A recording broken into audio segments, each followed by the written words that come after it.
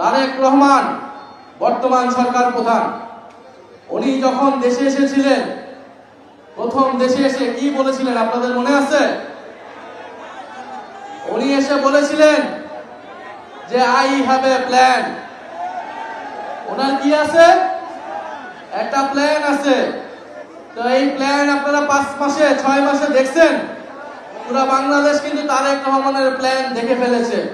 আপনারা জানেন যে পুরো বাংলাদেশ তীব্র জ্বালানি সংকটে ভুগতেছে এই মুহূর্তে, এবং আমরা বলেছি সরকারের অপরিকল্পনা, সরকারের নজিরবিহীন লুটপাট, দুর্নীতি এর জন্য দায়ী।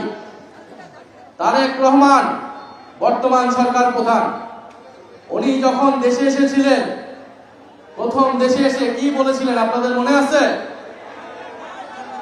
উনি এসে বলেছিলেন যে আই হ্যাভ এ প্ল্যান। ওনার কি আছে? একটা প্ল্যান আছে। তো এই প্ল্যান আপনারা 5 মাসে 6 মাসে দেখছেন? পুরো বাংলাদেশ কিন্তু তারেক রহমানের প্ল্যান দেখে ফেলেছে। তারা বলেছিল নির্বাচিত সরকার আসলেই দেশের সব সমস্যার সমাধান হবে, রাজনৈতিক সরকার আসলেই দেশের আইন শৃঙ্খলা ঠিক হয়ে যাবে, দেশের অর্থনীতি ঠিক হয়ে যাবে।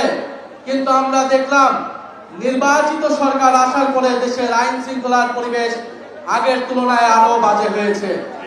দেশের চাঁদাবাজি আগের তুলনায় আরো বেড়েছে, দেশের দুর্নীতি আগের তুলনায় আরো বেড়েছে।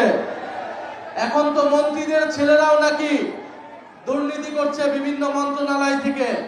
বাপের দোয়া মায়ের দোয়া কমিটি হচ্ছে, লুটপাট হচ্ছে, দুর্নীতি হচ্ছে।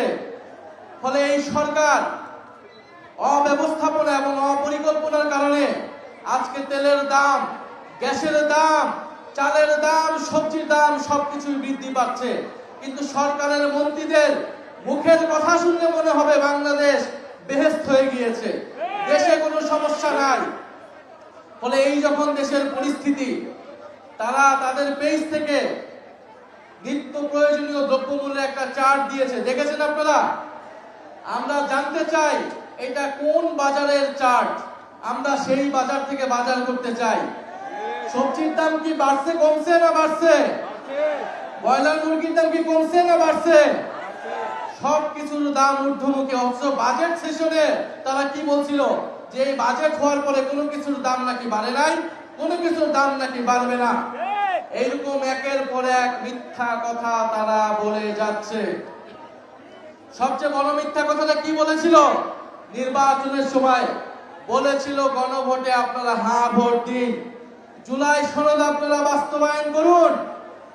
কিন্তু সবাই মিলে যখন গণভোটে আমরা হ্যাঁ ভোট দিলাম, 70% মানুষ গণভোটে হ্যাঁ ভোট দিয়েছে।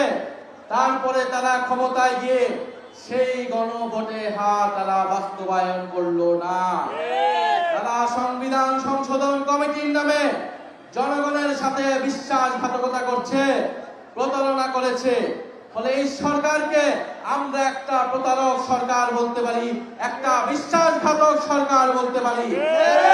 দেশের জনগণের সাথে, জুলাই গণ অভ্যুত্থানের সাথে, হাজারো শহীদদের সাথে প্রতারণা করে ক্ষমতায় এসেছে।